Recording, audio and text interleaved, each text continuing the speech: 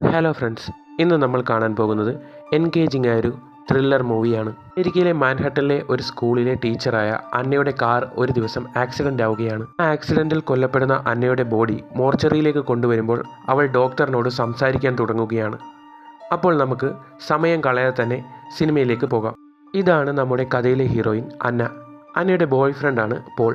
പോളും അന്നയും കഴിഞ്ഞ 2 വർഷങ്ങളായി ഡേറ്റിങ്ങിലാണ്. വാഷ്റൂമിൽ നിൽക്കുന്ന അന്നയോട് ഇനിയും നമ്മുടെ കല്യാണക്കാര്യം ഇങ്ങനെ നീട്ടിക്കൊണ്ട് പോകണമോ അന്ന എന്ന് പോൾ ചോദിക്കും. എന്നാൽ അന്നയ്ക്ക് എന്തോ മാരക അസുഖം വന്നിരിക്കുകയാണ്. തൻ്റെ ലൈഫിലേക്ക് പോളിനെയും വലിച്ചിട്ട് അവനെ കൂടി വിഷമിപ്പിക്കണോ എന്ന് അവൾ ഓർക്കും. അതിനുശേഷം അന്ന പഠിപ്പിക്കുന്ന സ്കൂളിലേക്ക് വരികയാണ് അവൾ. താൻ പഠിപ്പിക്കുന്ന കുട്ടികളിൽ അന്നയ്ക്ക് ഏറ്റവും പ്രിയപ്പെട്ടവൻ ജോണാണ്. ജോണിനും അന്ന ടീച്ചറിനെ വളരെ ഇഷ്ടമാണ്. ഇതേ സമയം അന്നയുടെ ബോയ് ഫ്രണ്ട് വളരെ സന്തോഷത്തിലാണ്.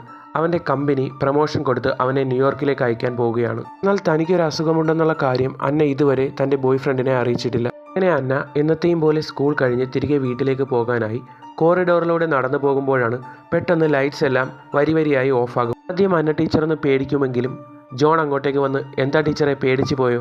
ഞാൻ ടീച്ചറിനെ ഒന്ന് ഭയപ്പെടുത്തിയതല്ലേ എന്ന് പറയും. ടീച്ചർ എങ്ങോട്ടേക്കാണ് പോകുന്നത്? ഞാനും ടീച്ചറിൻ്റെ കൂടെ വരട്ടെ? എന്നാൽ അന്ന പറയും, ഞാൻ നമ്മുടെ പിയാനോ ടീച്ചർ മരിച്ച സ്ഥലത്തേക്കാണ് പോകുന്നത്. മോൻ അതുകൊണ്ട് വീട്ടിലേക്ക് പോയിക്കൊള്ളാൻ പറയും. അന്നയുടെ സ്കൂളിലെ പിയാനോ ടീച്ചറായിരുന്നു മരിച്ച സ്റ്റുവർട്ട്. സ്റ്റുവർട്ടിൻ്റെ ബോഡി പൊതുദർശനത്തിൽ വെച്ചിരിക്കുന്ന സ്ഥലത്തേക്ക് പോവുകയാണ് അന്ന. അവിടെ എത്തി സ്റ്റുവർട്ടിൻ്റെ വൈഫുമായി സംസാരിക്കുമ്പോൾ വൈഫ് അന്നയോട് പറയും, എന്താ മോളുടെ മുഖമൊക്കെ വല്ലാണ്ടായിരിക്കുന്നു, എന്തെങ്കിലും അസുഖമുണ്ടോ എന്ന് ചോദിക്കും. ഇത് കേൾക്കുമ്പോൾ അന്നയൊന്ന് അപ്സെറ്റ് ആവും. എന്നിട്ട് അവൾ ആ ഡെഡ് ബോഡിയെ നോക്കുമ്പോൾ അതിൻ്റെ ചുണ്ടുകൾ അനങ്ങുന്നതായി അവൾക്ക് തോന്നും. അവൾ കരുതും അവൾക്കത് തോന്നിയതാണ് എന്ന്. എന്നാൽ അവളെ കൂടാതെ ആ ഡെഡ് ബോഡി പോസ്റ്റ്മോർട്ടം ചെയ്ത ഡോക്ടർ ഇലിയട്ടും അത് കണ്ടായിരുന്നു. എന്നാൽ അവിടെ നിന്നും പുറത്തേക്ക് വന്ന അന്ന ആകപ്പാടെ അപ്സെറ്റായി നിൽക്കുന്നത് അകത്തു നിന്ന് ഡോക്ടർ ഇലിയട്ട് ശ്രദ്ധിക്കുന്നുണ്ടായിരുന്നു. അങ്ങനെ അന്ന് ഡിന്നർ പാർട്ടിയിൽ വെച്ച് തനിക്ക് പ്രമോഷൻ കിട്ടിയ കാര്യം പറഞ്ഞ് അന്നയെ പ്രപ്പോസ് ചെയ്യാനാണ് പോൾ അവളെ അവിടേക്ക് വിളിച്ചു വരുത്തിയത്. അന്നയ്ക്ക് മനസ്സിലായി പോൾ തന്നെ പ്രപ്പോസ് ചെയ്യാൻ പോകുന്നുവെന്ന്. എന്നാൽ ആവശ്യമില്ലാത്തൊരു കാര്യത്തിന് അന്ന വഴക്കുണ്ടാക്കി അവിടെ നിന്ന് പുറത്തേക്ക് വരും. കാറിൽ വന്നിരുന്ന ആ പാവം പൊട്ടിക്കരയും. എന്നാൽ പോൾ അങ്ങോട്ടേക്ക് വന്ന് അവളോട് സംസാരിക്കാൻ ശ്രമിച്ചെങ്കിലും അവളത് കൂട്ടാക്കാതെ കാറും എടുത്ത് അവിടെ നിന്ന് പോകും. പോളിനും അന്ന എന്താണ് തന്നോട് ഇങ്ങനെ പെരുമാറുന്നതെന്ന് മനസ്സിലായില്ല. എന്നാൽ തന്നെ പോലെ ഒരു മാറാ രോഗിയെ കല്യാണം കഴിച്ച് പോളിൻ്റെയും ജീവിതം നശിക്കണ്ട എന്ന് കരുതിയാണ് അന്ന അവനോട് പിണങ്ങി അവിടെ നിന്ന് പോയത്. എന്നാൽ പോകുന്ന വഴിക്ക് അന്നയുടെ കാർ ആക്സിഡൻ്റ് ആവുകയാണ്. എന്നാൽ അതിനുശേഷം അന്നയെ നമ്മൾ കാണുന്നത് ഡോക്ടർ ഇലിയട്ടിൻ്റെ മോർച്ചറിയിൽ ഡെഡ് ബോഡി ആയിട്ടാണ്. പോസ്റ്റ്മോർട്ടം ചെയ്യുന്നതിൽ വളരെ എക്സ്പീരിയൻസ്ഡ് ആയ ഡോക്ടർ ഇലിയട്ട് അന്നയുടെ ഡ്രസ്സെല്ലാം സാവധാനം കട്ട് ചെയ്തു മാറ്റുകയാണ്. അന്നയുടെ ബോഡി ഉടനെ ഡീകമ്പോസ്ഡ് ആവാതിരിക്കാനുള്ള പ്രൊസീജിയേഴ്സാണ് ഡോക്ടർ ഇലിയട്ട് ചെയ്യുന്നത്. എന്നാൽ പെട്ടെന്ന് അന്ന കണ്ണു തുറന്ന് ചോദിക്കും, ഞാൻ എവിടെയാണ്, എനിക്ക് എന്ത് പറ്റിയെന്ന്. എന്നാൽ ഡോക്ടർ ഇലിയട്ട് സാവധാനം അവളുടെ കണ്ണുകളിലേക്ക് നോക്കിയ ശേഷം പറയും, മോളെ, നീ പേടിക്കണ്ട, നീ കൊല്ലപ്പെട്ടു കഴിഞ്ഞു എന്ന്. കാർ ആക്സിഡൻ്റായി സിവിയർ ഇൻറ്റേർണൽ ഇഞ്ചറി ഉണ്ടായാണ് നീ ഡെത്തായെന്നുള്ള പോസ്റ്റ്മോർട്ടം റിപ്പോർട്ടും ഡോക്ടർ അന്നയ്ക്ക് കാണിച്ചു കൊടുക്കും. എന്നാൽ ഇതൊന്നും തന്നെ ഉൾക്കൊള്ളാൻ കഴിയാത്ത അന്ന ഡോക്ടറിനോട് ചോദിക്കും, നിങ്ങൾ എന്നെ എന്താണ് ചെയ്യാൻ പോകുന്നതെന്ന്. നിന്റെ ബോഡി പൊതുദർശനത്തിന് വയ്ക്കാനായി ഞാൻ പ്രിപ്പയർ ചെയ്യുകയാണെന്ന് ഡോക്ടർ മറുപടി പറയും. എന്നാൽ അന്നയ്ക്ക് ആക്സിഡൻ്റായി അവൾ മരിച്ചതെന്നും അറിയാതെ തിരികെ വീട്ടിലേക്ക് വന്ന പോൾ അടുത്ത ദിവസം രാവിലെ അന്നയെ ഫോണിൽ കോൺടാക്റ്റ് ചെയ്യുകയാണ്. എന്നാൽ ആ ഫോൺ ഉണ്ടായിരുന്നത് ഡോക്ടറുടെ കയ്യിലാണ്. അയാൾ ആ കോൾ അറ്റൻഡ് ചെയ്യില്ല. അന്ന കോൾ എടുക്കാത്തത് കൊണ്ട് തന്നെ ടെൻഷനായ പോൾ അന്നയെ അന്വേഷിച്ച് അവൻ വർക്ക് ചെയ്യുന്ന സ്കൂളിലേക്ക് ചെല്ലുമെങ്കിലും അവരും പറയും അന്ന ഇന്ന് സ്കൂളിൽ വന്നിട്ടില്ല എന്ന്. ഇതൊന്നും അറിയാത്ത പാവം പോൾ അന്നയെ അന്വേഷിച്ച് ഫ്ലവറും വാങ്ങി അന്നയുടെ വീട്ടിലേക്ക് ചെല്ലും. എന്നാൽ അവിടെ എത്തുമ്പോൾ അന്നയുടെ അമ്മ പറയും, നീ ഇനി അന്നയെ അന്വേഷിക്കേണ്ട, അവൾ ഇന്നലെ കാർ ആക്സിഡൻറ്റിൽ മരിച്ചു പോയെന്ന്. ഇത് കേൾക്കുന്ന പാവം പോൾ ആകെ തകർന്നു പോകും. എന്നാൽ അടുത്ത ദിവസം രാവിലെ അന്നയുടെ തലയിലെ മുറിവ് സ്റ്റിച്ച് ചെയ്യുകയായിരുന്ന ഡോക്ടർ അവളോട് പറയും, നീ ഇനിയെങ്കിലും ഉൾക്കൊള്ളണം, നീ മരിച്ചു കഴിഞ്ഞു എന്ന്. അതിനുശേഷം അവളുടെ ബോഡിയിലേക്ക് നിൻ്റെ ബോഡി ഒന്ന് ഈസി ആകട്ടെ എന്നും പറഞ്ഞ് ഒരു മെഡിസിൻ ഇഞ്ചക്ട് ചെയ്യും. അപ്പോഴേക്കും അവളുടെ ബോധം പോകും. എന്നാൽ അപ്പോഴേക്കും വിതുമ്പി കരഞ്ഞുകൊണ്ട് വീൽചെയറിലുള്ള അന്നയുടെ അമ്മ മോർച്ചറിയിലേക്ക് അന്നയെ കാണാനായി വരും. എന്നിട്ട് വിതുമ്പിക്കൊണ്ട് ഡോക്ടറിനോട് പറയും, അടുത്ത ദിവസം എൻ്റെ മകളുടെ ബോഡി പൊതുദർശനത്തിന് വയ്ക്കുമ്പോൾ അവൾ അതീവ സുന്ദരിയായിരിക്കണം, അതിൻ്റെ ഉത്തരവാദിത്തം നിങ്ങൾക്കാണ് എന്ന് പറഞ്ഞ് വിഷമത്തോടെ അവർ അവിടെ നിന്ന് പോകും. എന്നാൽ അടുത്ത ദിവസം രാവിലെ വന്ന ന്യൂസ് പേപ്പറിൽ തൻ്റെ പ്രിയപ്പെട്ട ടീച്ചർ മരിച്ചു എന്ന വാർത്ത കേട്ട വിഷമത്തിൽ തൻ്റെ ടീച്ചറിൻ്റെ മരണവാർത്തയുള്ള കട്ടിങ്സ് കട്ട് ചെയ്തെടുക്കുകയാണ് ജോൺ. എന്നാൽ ഇതേ സമയം അവശയായി പോസ്റ്റ്മോർട്ടം ടേബിളിൽ കിടന്ന അന്ന പതിയെ എണീക്കുകയാണ്. അവൾക്കപ്പോഴും താൻ മരിച്ചു എന്ന് ഉൾക്കൊള്ളാൻ കഴിഞ്ഞില്ല. അവൾ അവളുടെ സ്വന്തം പൾസ് തന്നെ നോക്കുമെങ്കിലും അതും അവൾക്ക് ഫീൽ ചെയ്യാൻ കഴിഞ്ഞില്ല. അവളുടെ കൈ അവൾ ആ ടേബിളിൽ ഉറക്കെ അടിച്ചു നോക്കും. അപ്പോൾ അവൾക്ക് യാതൊരു വേദനയും തോന്നിയില്ല. ആ ഡോക്ടർ പറഞ്ഞതുപോലെ താൻ കൊല്ലപ്പെട്ടോ, തനിക്ക് എന്താണ് സംഭവിച്ചത് ഒന്നും അവൾക്ക് മനസ്സിലായില്ല. അവൾ അവിടെ ഇരുന്ന ഫോൺ എടുത്ത് വീട്ടിലേക്ക് കോൺടാക്റ്റ് ചെയ്യാൻ ശ്രമിച്ചുവെങ്കിലും അതും കണക്റ്റ് ആവില്ല. പാവം അന്ന ആ മോർച്ചറി മുറിക്കുള്ളിലിരുന്ന് ഉറക്കെ നിലവിളിക്കുമെങ്കിലും അത് കേൾക്കാൻ ആരും തന്നെ ഉണ്ടായിരുന്നില്ല. ഇതേ സമയം ഡോക്ടറിനെ അന്വേഷിച്ച് അന്നയുടെ ബോയ് ഫ്രണ്ടായ പോൾ ആ മോർച്ചറിയിലേക്ക് വന്ന് എനിക്ക് അന്നയുടെ ബോഡി ഒന്ന് കാണിച്ചു തരണമെന്ന് പറയും. എന്നാൽ ഡോക്ടർ പറയും, നിങ്ങൾ എന്നോട് ക്ഷമിക്കണം, അന്നയുടെ ഫാമിലി പറഞ്ഞിട്ടുണ്ട് സ്ട്രേഞ്ചേഴ്സിനെ ആരെയും കാണിക്കരുത്, സോറി, അടുത്ത ദിവസം പൊതുദർശനത്തിന് വെക്കുമ്പോൾ നിങ്ങൾ വന്നോളൂ എന്ന് പറയും. എന്നാൽ പുറത്താരോ സംസാരിക്കുന്ന ശബ്ദം കേട്ട അന്നയ്ക്ക് അത് തൻ്റെ ബോയ് ഫ്രണ്ട് ആണെന്ന് മനസ്സിലാകും. അന്ന ഉറക്കെ അവൻ്റെ പേര് വിളിച്ച് കരയുമെങ്കിലും അത് അവന് കേൾക്കാൻ കഴിയില്ല എന്നതായിരുന്നു യാഥാർത്ഥ്യം. നീ വിഷമിക്കേണ്ട, അന്നയുടെ ബോഡി പൊതുദർശനത്തിന് വെക്കുമ്പോൾ വരൂ എന്ന് പറഞ്ഞ് ഡോക്ടർ അവനെ ആശ്വസിപ്പിച്ച് അവിടെ നിന്ന് പറഞ്ഞു വിട്ടു. പോൾ, നീ പോകരുത്, എന്നെ വന്ന് രക്ഷിക്കൂ എന്ന് അന്ന ഉറക്കെ വിളിച്ചു പറയുമെങ്കിലും ആ വലിയ ബിൽഡിങ്ങിന് പുറത്ത് അവളുടെ ശബ്ദം ആർക്കും തന്നെ കേൾക്കാൻ കഴിഞ്ഞില്ല. എന്നാൽ അകത്തേക്ക് വരുന്ന ഡോക്ടർ ഇലിയട്ടിനോട് അന്ന ഷൗട്ട് ചെയ്ത്, നീ എൻ്റെ ബോയ് ഫ്രണ്ടിനെ പറഞ്ഞു വിട്ടല്ലേ, നീ എന്തിനാണ് ഇതൊക്കെ ചെയ്യുന്നതെന്ന് ചോദിക്കും. എന്നാൽ ഡോക്ടർ അവളോട് പറയും, നീ മരണപ്പെട്ട് കഴിഞ്ഞു, അത് നീ മനസ്സിലാക്കണം.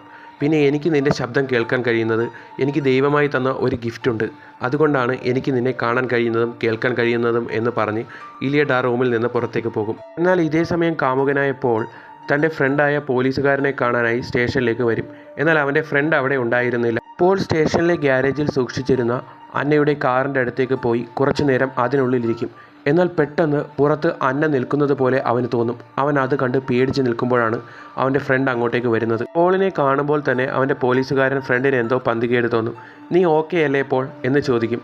എന്നാൽ പോൾ അവനോട് പറയും, നീ എന്നെ ഒന്ന് ഹെൽപ്പ് ചെയ്യണം, എനിക്ക് അവളുടെ ബോഡി ഒന്ന് കാണിച്ചു തരണമെന്ന്. എന്നാൽ ആ പോലീസുകാരൻ പറയും, തൽക്കാലം അത് നടക്കില്ല, അവളുടെ അമ്മയുടെ പെർമിഷൻ ഇല്ലാതെ നമുക്കൊന്നും തന്നെ ചെയ്യാൻ കഴിയില്ല, എന്തായാലും പൊതുദർശനത്തിന് വെക്കുമല്ലോ, അന്ന് നമുക്ക് കാണാമെന്ന് പറയും. എന്നാൽ അന്നയാകട്ടെ മോർച്ചറി മുറിയിലുള്ള ഒരു കത്രിക ഡോക്ടർ കാണാതെ എടുത്ത് ഒളിപ്പിച്ച് വെക്കും. അതിനുശേഷം ഡോക്ടർ വരുമ്പോൾ ഡോക്ടറിനെ കുത്താനായി ഒരുങ്ങും. എന്നാൽ ഡോക്ടർ അവളോട് പറയും, ഞാൻ പറയുന്നത് കള്ളമാണെങ്കിൽ നീ എന്നെ കുത്തിക്കൊന്നോളൂ, നിനക്ക് സമാധാനം കിട്ടട്ടെ എന്ന് പറയും. പാവം അന്നയ്ക്ക് അതിനൊന്നും കഴിയില്ലായിരുന്നു. അവൾക്ക് താൻ ജീവനുണ്ടോ അതോ താൻ യഥാർത്ഥത്തിൽ മരണപ്പെട്ടോ ഒന്നും അറിയാതെ അവൾ തളർന്നവിടെ ഇരിക്കും. ടയേർഡായി ഉറങ്ങിപ്പോയ അവൾ ഉറക്കത്തിൽ നിന്ന് ഞെട്ടി ഉണർന്ന് അവളുടെ ഫ്രസ്ട്രേഷനിൽ എന്ത് ചെയ്യണമെന്നറിയാതെ ആ പാവം അവിടെ ഇരുന്ന് എല്ലാ സാധനങ്ങളും തല്ലി തകർക്കും. ഡോക്ടർ ഇലിയട്ട് ഇതേ സമയം പൊതുദർശനത്തിനായി മറ്റൊരു ബോഡി അറേഞ്ച് ചെയ്യുമ്പോഴേക്കും അന്നയുടെ ഫേവറേറ്റ് സ്റ്റുഡൻ്റായ ജോൺ അങ്ങോട്ടേക്ക് വരും. ജോണിനോട് ഡോക്ടർ പറയും, മോനെ, നിന്റെ ടീച്ചറിൻ്റെ ബോഡി ഇന്നല്ല അടുത്ത ദിവസമാണ് പൊതുദർശനത്തിന് വെക്കുന്നത്, ഇതിനേക്കാൾ മനോഹരമായി അണിയിച്ചൊരുക്കിയായിരിക്കും മോൻ്റെ ടീച്ചറുടെ ബോഡി ഞാനിവിടെ പൊതുദർശനത്തിന് വെക്കുന്നതെന്ന് കുട്ടിയോട് പറയും. അവിടെ നിന്ന് നേരെ പോസ്റ്റ്മോർട്ടം മുറിയിലേക്ക് വരുന്ന ഇലിയട്ട് കാണുന്നത് ആ റൂമിലുണ്ടായിരുന്ന എല്ലാ വസ്തുക്കളും അന്ന തല്ലി തകർത്തിരിക്കുന്നതാണ്. ഇലിയട്ട് അന്നയോട് പറയും, അന്ന, നീ ഈ ചെയ്യുന്നതെല്ലാം തെറ്റാണ്, നീ ഉടനെ തന്നെ ഈ ഭൂമിയിൽ നിന്നും പോകാൻ പോകുന്ന ഒരു ആത്മാവ് മാത്രമാണെന്നുള്ള കാര്യം നീ മനസ്സിലാക്കണമെന്ന്. ഇതേ സമയം തിരികെ വീട്ടിലേക്ക് വന്ന പോളിന് അന്നയുടെ മരണം ഒട്ടും തന്നെ അക്സെപ്റ്റ് ചെയ്യാൻ കഴിഞ്ഞില്ല. അവന് പലപ്പോഴും അന്നയുടെ പ്രസൻസ് അവനോടൊപ്പം തന്നെ ഉള്ളതുപോലെ തോന്നി. അവന് പലപ്പോഴും അന്നയെ കാണാനും കഴിഞ്ഞിരുന്നു.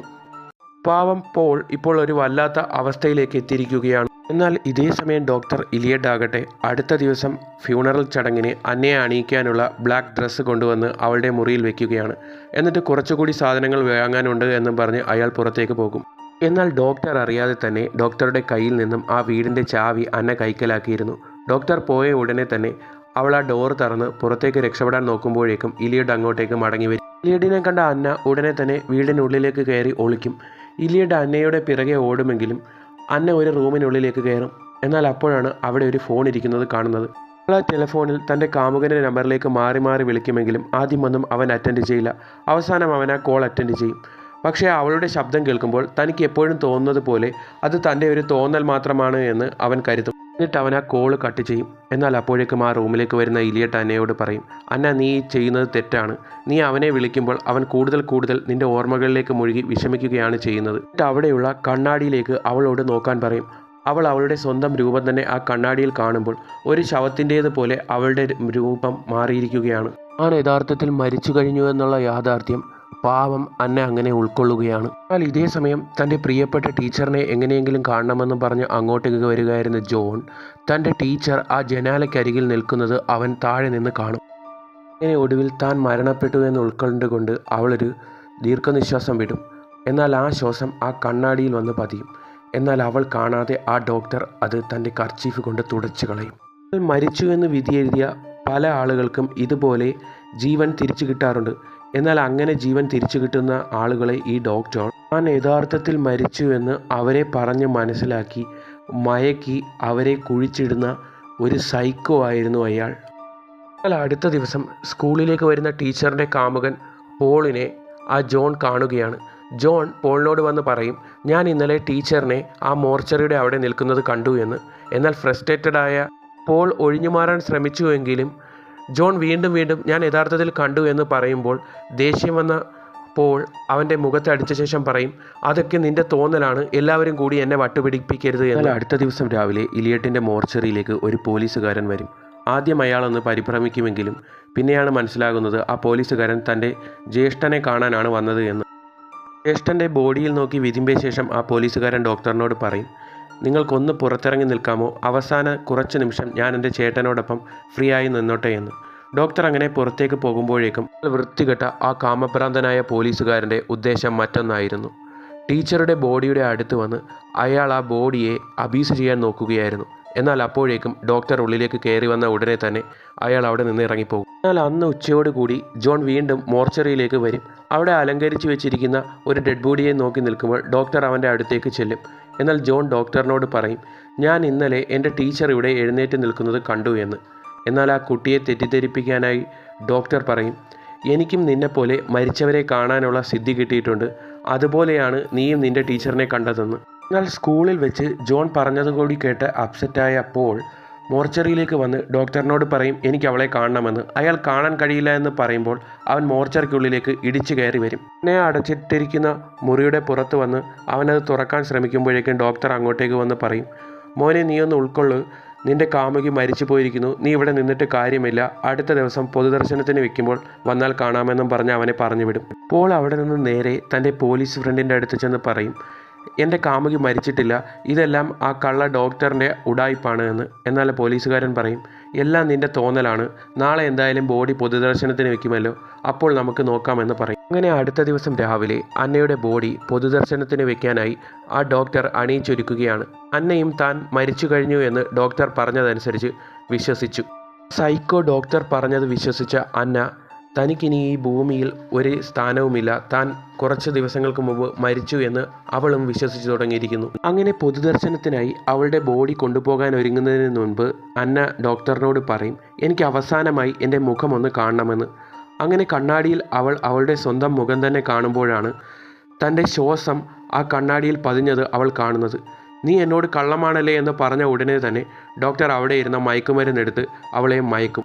അങ്ങനെ മയക്കിയ ശേഷം ആ സൈക്കോ ഡോക്ടർ അണിയിച്ചൊരുക്കിയ അവളുടെ ബോഡിയാണെന്നും പറഞ്ഞ് മറ്റുള്ളവരുടെ അടുത്തേക്ക് അന്നയെയും കൊണ്ടുവരികയാണ്. അന്നയെ കാണുന്ന എല്ലാവരും അവളുടെ ബോയ് ഫ്രണ്ടും വിശ്വസിക്കും അന്ന യഥാർത്ഥത്തിൽ മരിച്ചിരിക്കുന്നു എന്ന്. എല്ലാവരും വിഷമത്തോടെ ആ ഫ്യൂണറൽ ചടങ്ങിൽ പങ്കെടുക്കും. അന്നയുടെ ബോയ് ഫ്രണ്ട് വിഷമത്തോടു കൂടി തൻ്റെ പ്രിയതമയ്ക്ക് അവസാനത്തെ ചുംബനവും കൊടുക്കും.